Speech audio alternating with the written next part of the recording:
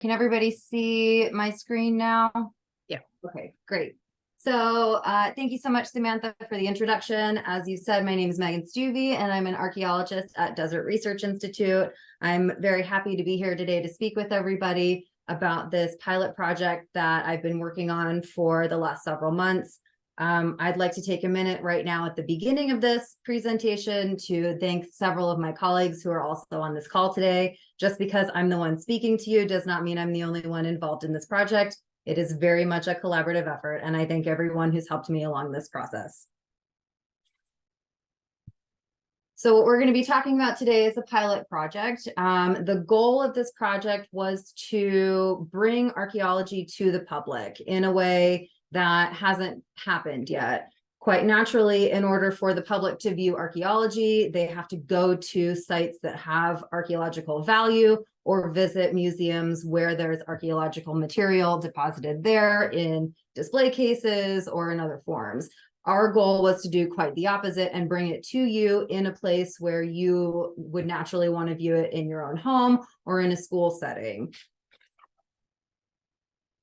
Traditionally, science has been a bit inaccessible in the fact that historically you would be a part of an association or a society that had a bit of prestige. You'd have to apply to be a member of these places. You would get accepted to them. Once you're admitted or invited to join one of these associations, you then have the ability to read the journals and publish in the journals. And that's how the dissemination of scientific information happened, over the centuries. What happens now is that we still have societies and associations, but I can just pay a membership fee to join as a professional, as a student, or even as an interested party. So that does provide a bit of scientific literature to be slightly more accessible to the public. However, the issue with that is that most of the language used in these journals is a bit scientific. It's a little bit of the jargon that we can't quite understand, especially if it's not your field. If I'm reading something about the Human Genome Project, I don't necessarily fully understand when they're talking about ACTGs and double helixes. The way to bridge that divide is by public science authors who create journals and magazines like Scientific American or National Geographic. You have Smithsonian Magazine, Archaeology Magazine, things like this. Take the scientific jargon and the scientific literature that's published and turn it into something the public can consume and the public can understand. So we're essentially trying to do that same thing with the Archaeology of Nevada, is to create a product that the public can understand and digest. So our first goal in creating this pilot project was to make sure that it's in language that the public can understand. We also had two other kind of criteria for what we wanted this project to look like, in that it needs to be free, completely free to the public, in a way that they don't have to go to a museum in order to access it. They don't have to go to an archaeology site or a trail to access it. It is free and it is not bound by location, meaning it is on the internet and available to anyone in perpetuity. If we're able to create something like this, it would truly benefit anybody who requires ADA accommodations. It can also be used by teachers to help in classrooms. Students can use these as they're learning about state history. Really, it affects anybody and impacts anybody who has transportation issues, financial issues, or lacks the hiking abilities to get to places. Archaeology is typically in remote places, and if you can't hike or you don't have four-wheel drive, that means that you're automatically excluded from these beautiful resources within our state. So our first attempt at making an archaeology site accessible was using photogrammetry. Photogrammetry is a very popular technique. It involves using high-resolution photographs that are tied to GPS points. The GPS points are three-dimensional. You have XYZ axes that are embedded into each photograph. There's two different ways to take the photographs. There's ground-based photogrammetry, where this camera is mounted on a tripod, or you have aerial-based photogrammetry, where it's mounted on a drone. Typically, the drone flies parallel to the ground surface and maps the ground surface. You set all this up ahead of time in the program that flies the drone. You want the photos to have a certain number of overlap, usually 40 to 60% overlap. That way, when you import all the photographs that you've taken into the software, it can match your data points. So if you're looking at the screen, the top left photograph is something called a point cloud.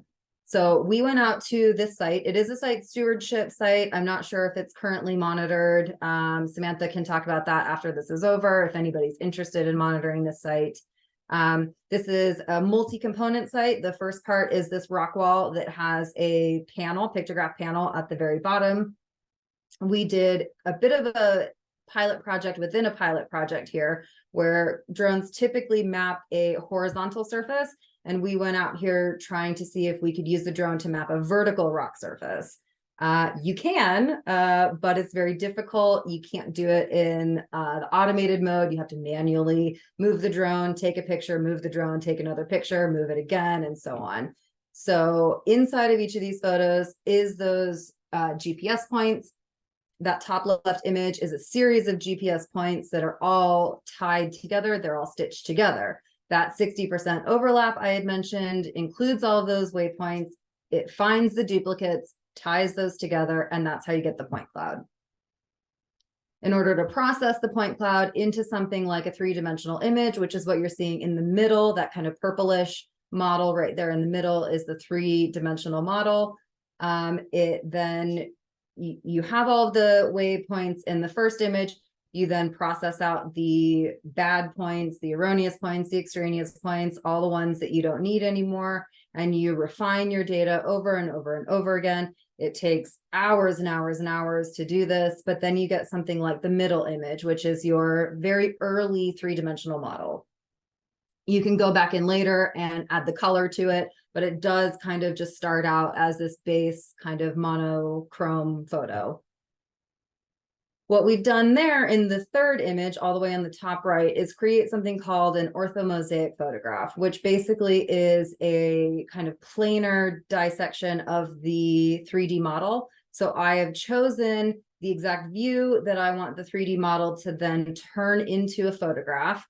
And that is what the third image on the top row is a very large photograph. This is a huge rock wall. You'll see it in just a few minutes when we actually start walking through the site.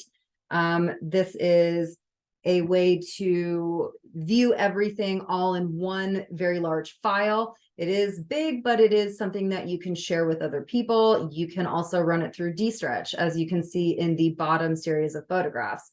The first photograph is the kind of raw version of it. Then you can see it as it goes through several of the dstretch filters. Here's another look at running that very large photograph through several of the dstretch filters.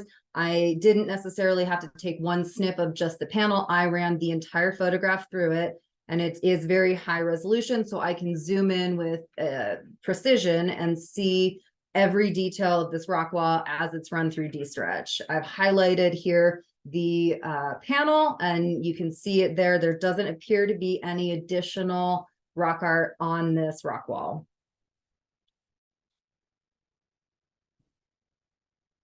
So, as I said before, there are two components to this site. There is the rock wall with the panel on it down below. There's also another section that has some caves that were excavated in the 1930s.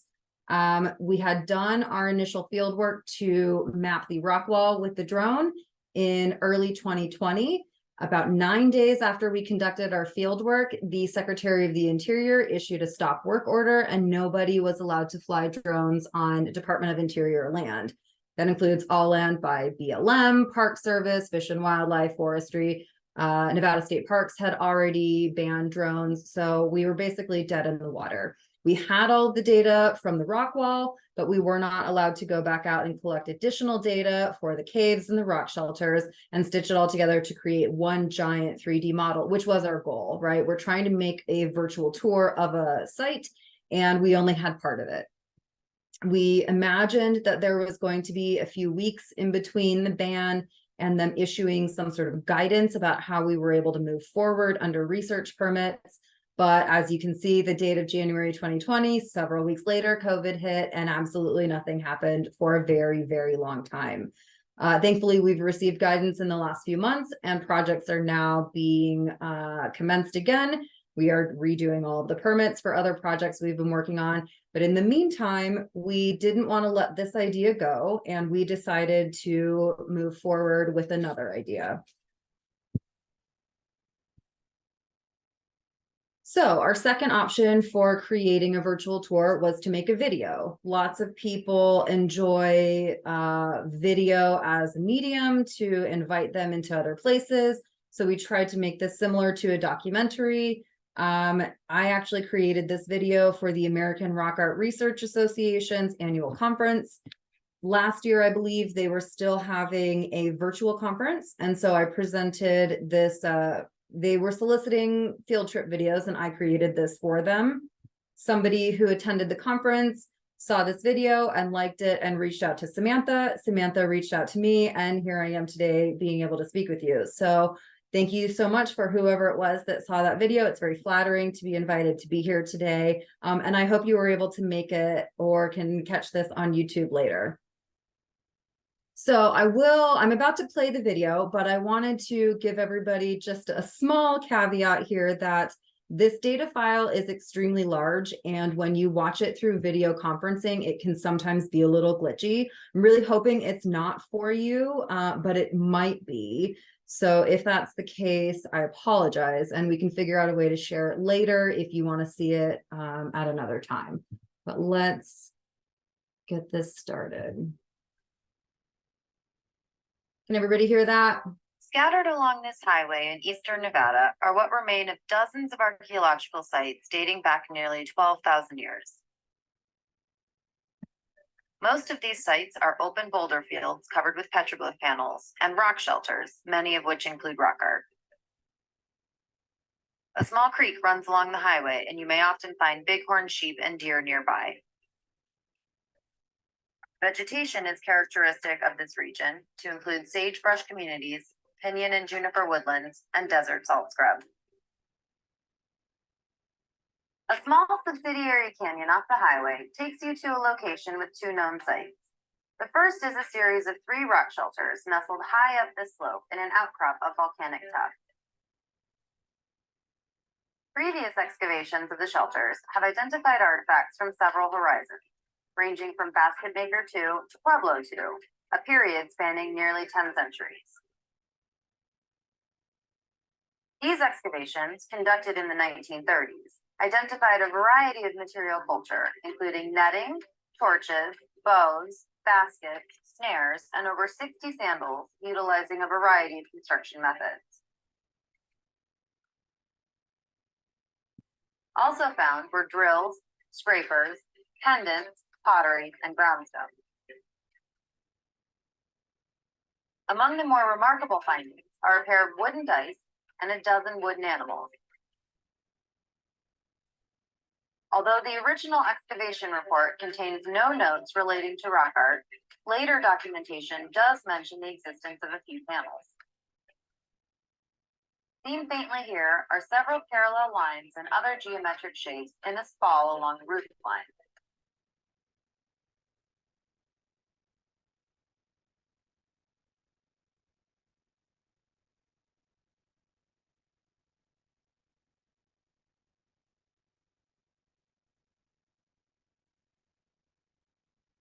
Very easy to miss is a large X on the very far right edge of the screen.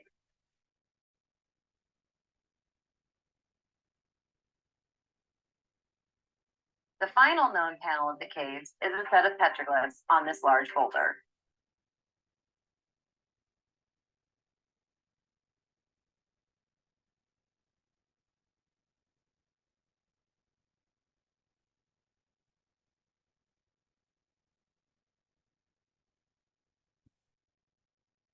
Opposite the rock shelters, at the base of the canyon, is a large rock face that contains several pictographs.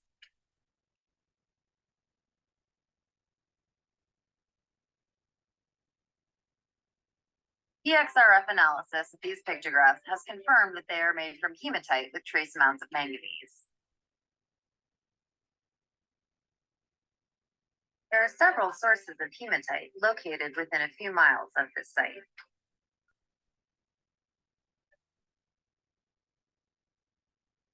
During fieldwork conducted in 2020, our team from Desert Research Institute obtained much of this footage as part of a project to determine if unmanned aerial vehicles could be used to map vertical rock faces with rock art, and whether the D-Stretch tool can be applied to photogrammetric data products.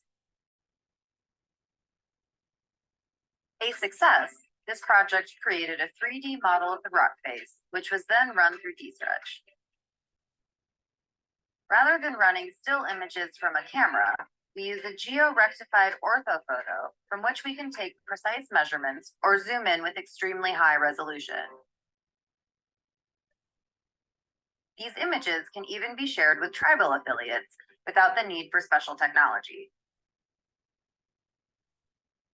What makes this so interesting is that this is a new way of looking at conducting rock art reporting by providing a data-based approach.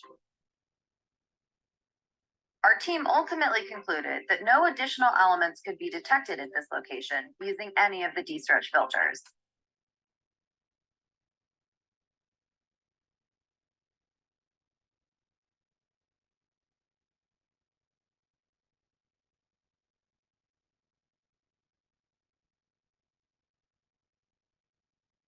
There are still many other rock art sites along the highway that could be mapped in this way.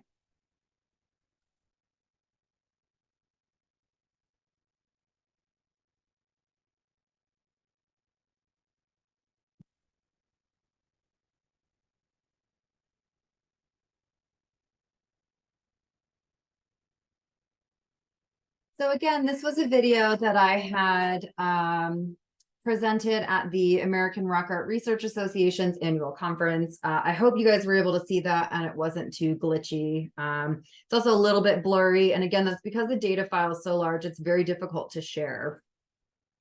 But one of the main benefits to using the video version of a virtual tour is that people are attracted to visual images of sites. If you're watching a video, it's very easy to feel like you're a part of it and like you're there. Another great benefit to using videos as the virtual tour mediums is that you can add captions to it. So for people who require closed captions, that's easily an add-on that we can play. Another option is the autoplay function. You can view these videos simply by clicking one button and it just goes through the whole thing for you. You don't need to click a variety of options. And it's viewed more like a documentary. You can just sit there and be absorbed into the video and not have to interact with it if that's your choice. Some of the negatives of using a video version of a virtual tour is that the data file is, again, too large. It makes it glitchy. Sometimes it makes it blurry. You can't necessarily download it or send it to anybody.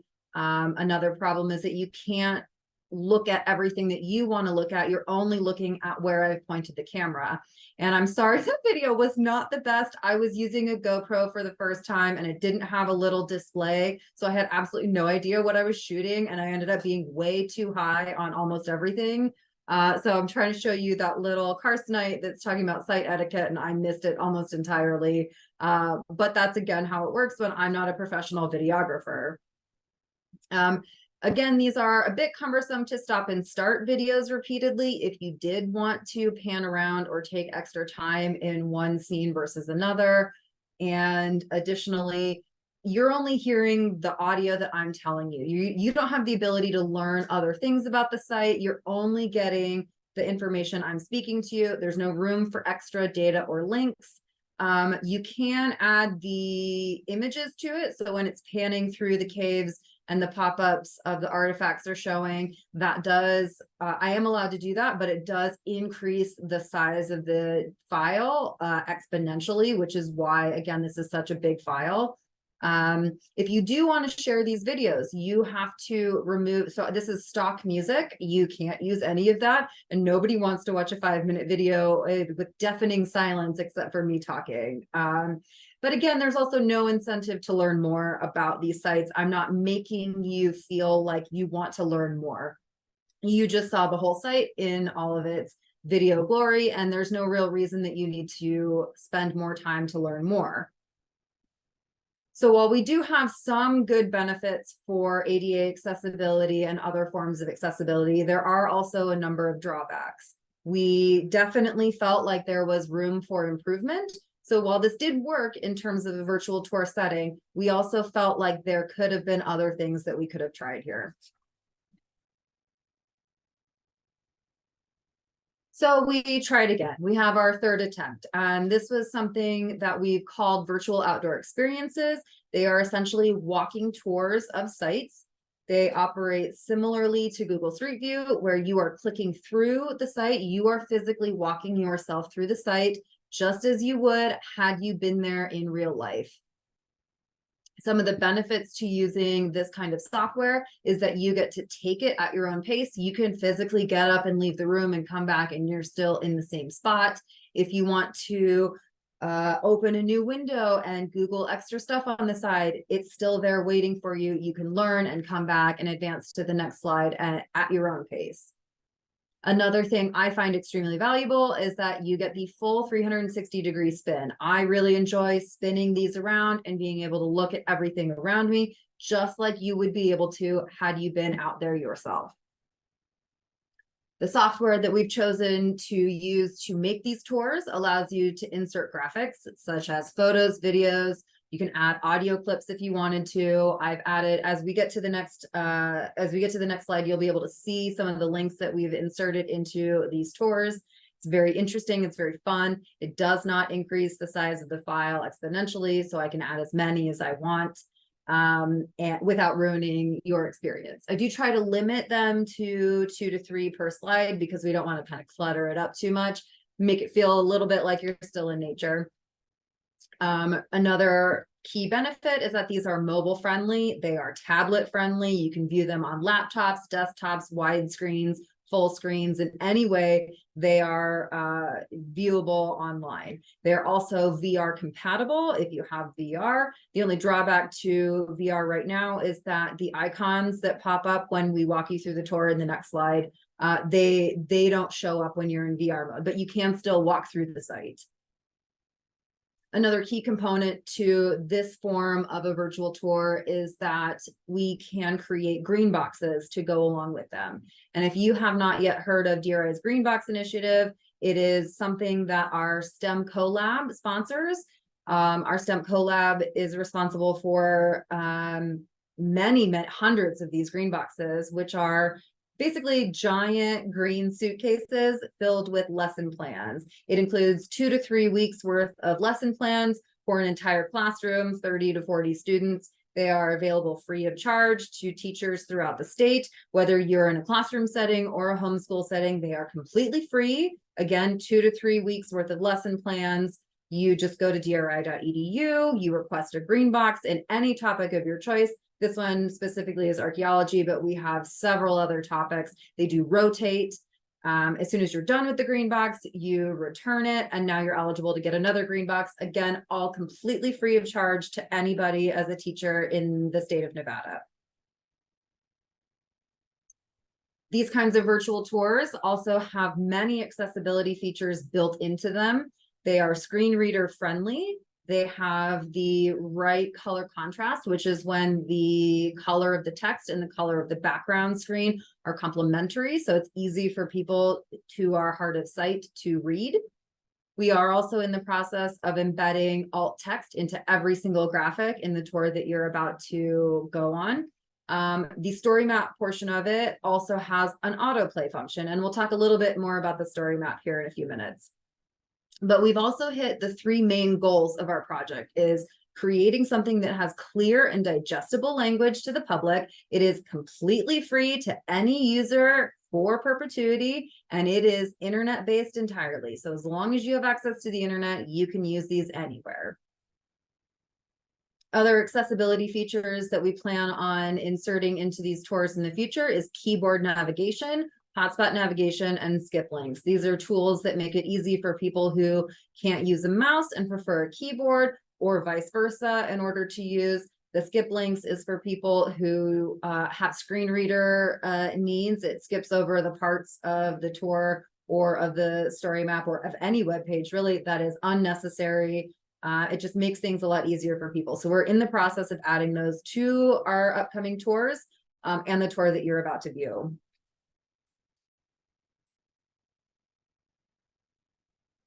All right, so here we have on the left side of the screen, you'll see a mobile screenshot of the virtual tour itself. And on the right side of the screen is a mobile screenshot of the story map. So we've kind of created these to have two different ways of understanding the information. The virtual tour has very small condensed versions of the information, similar to what you'd see in an interpretive sign or kiosk within a park. And the story map version has a much longer narrative style description. It's very reader friendly. It is much more accessible for teachers. It has that kind of longer explanation of things in a way that's very accessible for teachers and students to understand.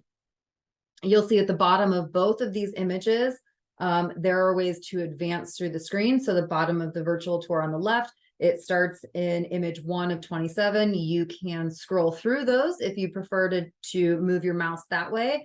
Also, you can click on the arrow within the image itself to advance to the next slide. You'll also see the little information icon. The information icon is there to show you that there is a little kind of virtual interp sign. We also have Rosa the Roadrunner. She is our docent, our virtual outdoor experience docent. She's there to guide you through every virtual tour that we create. Underneath the image on the right-hand side, you'll see several tabs, the land, the journey, the Fremont, etc. There's several of those. So if you decide you want to skip ahead while you're in the story map, you're able to advance to those next sections without having to scroll all the way through. Although I hope you would. So let's see if I can pull this up now. I think I have it already pulled up for you. Find my mouse. Let's see. So here is the virtual tour. I already have it pulled up. This is the story map. So you will start every tour on a story map. And from there, you will have the virtual tour embedded. So again, here are the tabs. If you can see my mouse, here are the tabs on top underneath this very beautiful image of the site. You can click on this virtual tour tab to jump right to it. Otherwise, you can join Rosa and we can journey together through the past. In this particular story map, we have a brief description of the land, some photos of the area. These are taken with the drone that we used in 2020. Very beautiful images. Bit more of a description of the site here. Some territory maps, and here we begin the journey. Here's Rosa. She is about to take you back in time 12,000 years, and we are going to walk through the history of the site together. Because it's a story map, you are required to tie everything to a map. But because this is a site, an archaeology site that's not open to the public and not interpreted as such, we decided that we wanted to kind of leave it anonymous. Many of the site stewards have probably been here and might recognize the site, but for the purposes of this pilot project, we did choose to leave it anonymous. So instead of tying it to an ArcGIS map or a Google Earth map, we tied it to an excavation report map. So this entire process starts with an excavation report. That's where all the images come from. So you can see this really pretty excavation image over here. For some reason, my colors aren't working. There we go. That's what it's supposed to look like. Pretty colors right here. And as we scroll through it, we're now starting at the base level and we're talking about the Pleistocene, and we describe a bit of what Nevada was like during the Pleistocene. Some of the artifacts found that date to the Pleistocene. Now we jump up to the next period. This is the Holocene. Here's the picture of the cave. Some of the artifacts found within the cave that date to this area. You have this really very nice image of a broken spear. We can keep scrolling. Lots of sandals at the site. It's kind of one of my favorite things about it is most of the sandals are very well preserved.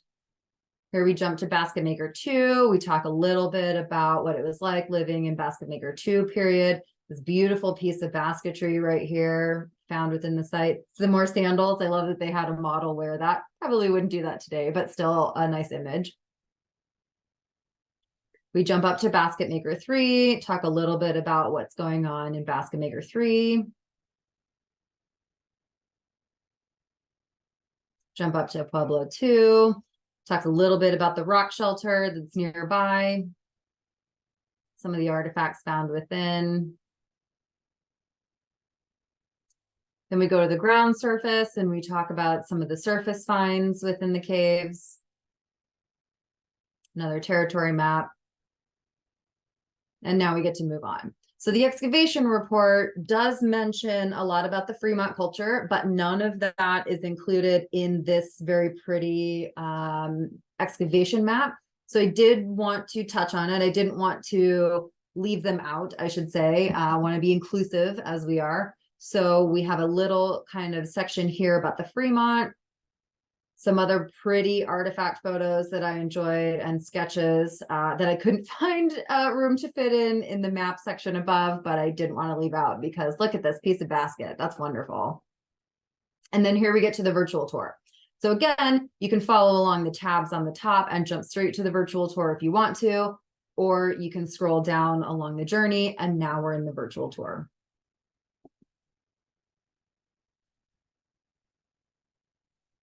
So you can enter full screen if you'd like, or you can scroll along the bottom here.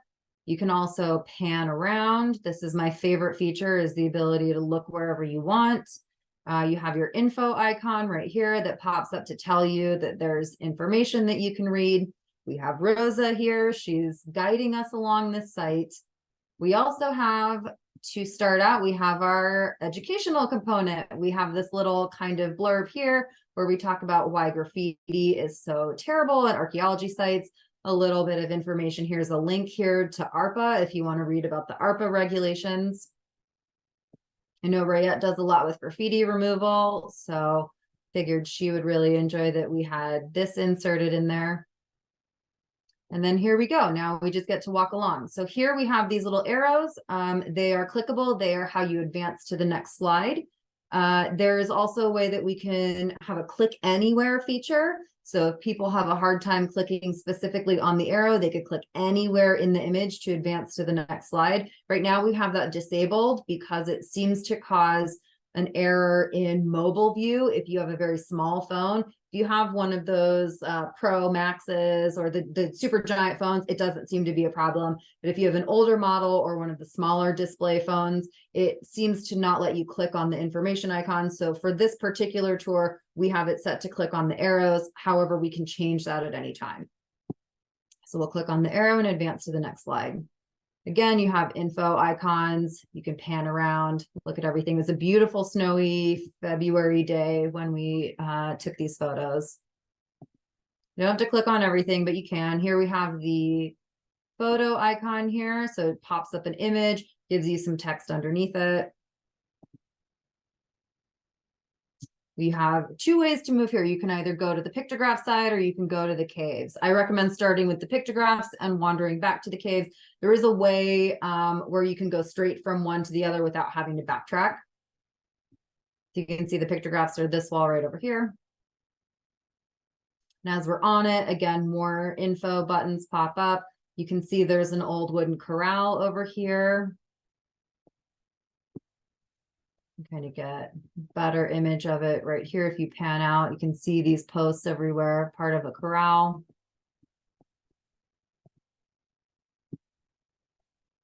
And so here's your other Y intersection where you can go straight to the caves from the pictographs. And then there's Rosa again, guiding us along the journey. So here's the pictograph panel. You can click on this image here and see a nice, crisp, clear image. This is taken with the drone, so it's very precise imagery. Again, some text underneath it to describe what's going on.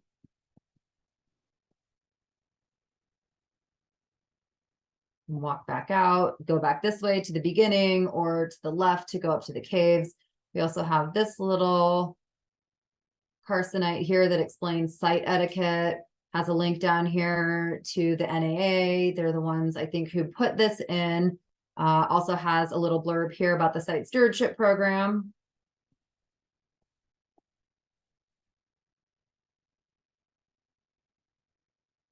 you want to learn a little bit about these rock formations, it's so cool out there. You know, we've kind of put a little tiny info on that.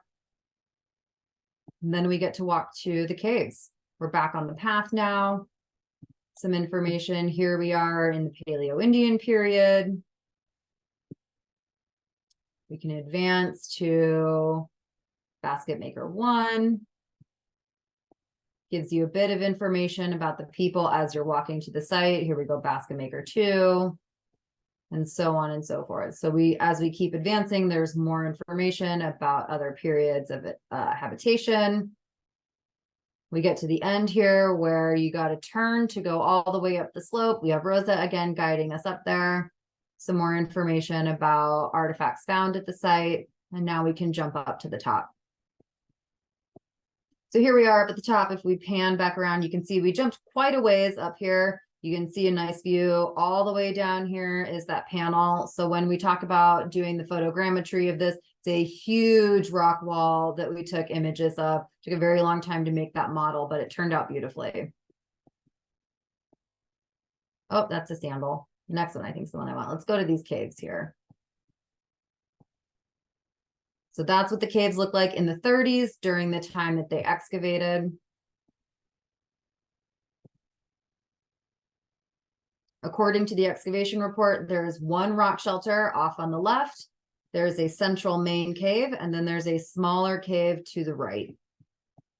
If we start in the main cave, we can zoom in a little bit. They fully excavated this cave to the floor. I think it's like 5 or 6 feet deep underneath what we're standing on right now. We look up, here is that panel of red pictographs inside the cave. This is a very clear image. It's easier to see. It's faded now, but and you can't really see it in this image. We'll talk about why in just a few minutes. And that's your view. We head over to this rock shelter. It is collapsed. It's very dangerous to go over there now. It's just a big boulder field. It's very loose. It's very hard to walk around. I do not recommend doing that. But here is that kind of V or X shape image right there on the wall. I think in the video I said it was an X, but later on I saw it again. It's actually a V with several parallel lines underneath it. And so down here is where the rock shelter would be had it not collapsed. It was probably, I think they said a 20-foot overhang. All of this debris collapsed.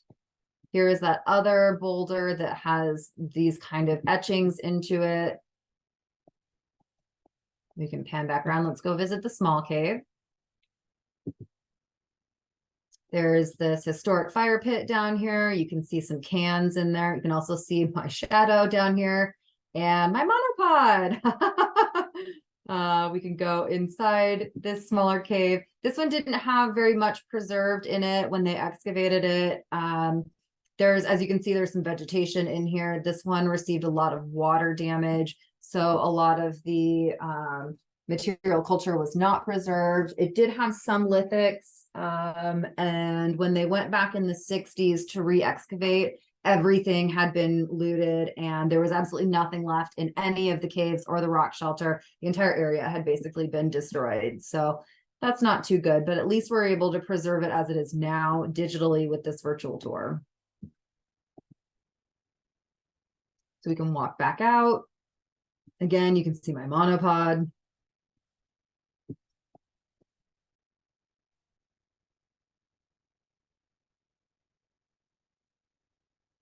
You can walk back down the slope and go back down to the valley floor. If you want to take another look at the pictographs, you can walk all the way back to the beginning. This particular tour does not have additional data for you to see as you're walking back, but ones that we produce in the future will have information in both directions, encouraging users to go the full length of the tour. But this particular one, we didn't add a whole lot of data on the back end because we didn't want people to miss anything super important.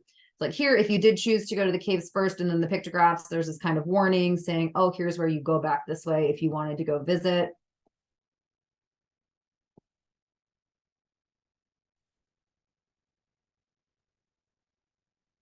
Here we go, all the way back to our teachable moment. So that is kind of the very basic information about the tour. The story map does continue after you've completed the journey through the interactive map and through the virtual tour. We now have a series of hands-on activities based on artifacts found within the site. So there were some of those split twig figurines found within the site. We've included this kind of nice little hands-on activity for children, courtesy of the Society for American Archaeology. We have a pin game concept here, again, based off of an artifact found within the site. Hand game, dice game, again, based on dice found within the site. Here's this really cool Native American territory map. I encourage everyone to look at that separately. It pulls up a new window and gives you this really cool map created by the Canadian nonprofit Native Land Digital. You can zoom in to, it has most of North America and South America. I believe it has parts of Australia. They're constantly updating it, so it might have more than that now. But you can zoom in on where you live or where your family lives and figure out what Native American groups call that area their, homeland. So we have Rosa again saying thank you for joining us. And then my contact information is down here at the bottom. If anybody would like to email me to chat about this later, feel free to do so. Samantha will be adding the link to the story map to the chat so that anybody has access to it. Go back to the PowerPoint here. So some of the obvious mistakes that I made, again, this is a pilot project, so it's all about figuring out how to move forward. The main issues that I ran into, the main problems, I should say, that I overlooked were the fact that I did not double check that my camera was shooting in high resolution. In the office the day before, I had double checked everything. I set the camera to high resolution mode. We got out in the field. I did not triple check it. And of course, when we got back in the office, I was shooting in low resolution. That's why some of those images were a little fuzzy. Theoretically, if I was shooting in high resolution, you would be able to zoom in. If you were in full screen mode, you'd be able to zoom in to that panel or to the caves and be able to see those images much more clearly. You've noticed my monopod in every single one of those slides. Again, I should have learned to Photoshop that out before linking all of the photos together. Once you add all of the connections, the arrows and the information icons, it's not that easy to swap the photos out. You can do it, but then you have to readjust all the other icons. So a big reminder, do all the Photoshop, get rid of the monopod before you stitch everything together. The camera does hold about 2,000 photos, but each battery only lasts for about 30 photos. As you can see from the tour, that was about 27, so we were able to do it on one battery, but I would recommend buying additional battery packs. I would also recommend experimenting with better cameras. This is a kind of mid-range camera. The top tier camera is about 8 times more expensive. If you buy that camera, you also have to buy better software. It's about 20 times more expensive than the software that we're using. So while we're not doing the cheapest option, there's definitely better ways to do this. Again, just touching on some of the built-in accessibility features within these kind of two forms of virtual tours is the story map is screen reader accessible. There is good color contrast within the story map and the virtual tour itself. All of the graphics are being set up with alt text format. So people who require those to be read out loud to them will have that option. The story map itself does have the autoplay function. We're trying to figure out how to add that to the tour. That might not be as difficult as I think it is. And again, we are talking about adding keyboard navigation, hotspot navigation, and skip links to these tours. But I am coming from this as, I should say, I'm not coming to this from a place of understanding the full range of accessibility needs and figuring out how to add those to an archaeology experience. I'm coming to this from a place of an archaeology background and trying to figure out how to make archaeology accessible. So there are many other facets to accessibility that I'm missing. I can only Google so much before somebody tells me, here's something very obvious that I'm missing. So I would like to open up the floor and ask you what I am missing. I am notepad in hand, pencil ready to learn from everybody. This is a community effort, and I am not the only person who wants to bring archaeology to the community. So thank you very much. If anybody has questions, I would be happy to answer them.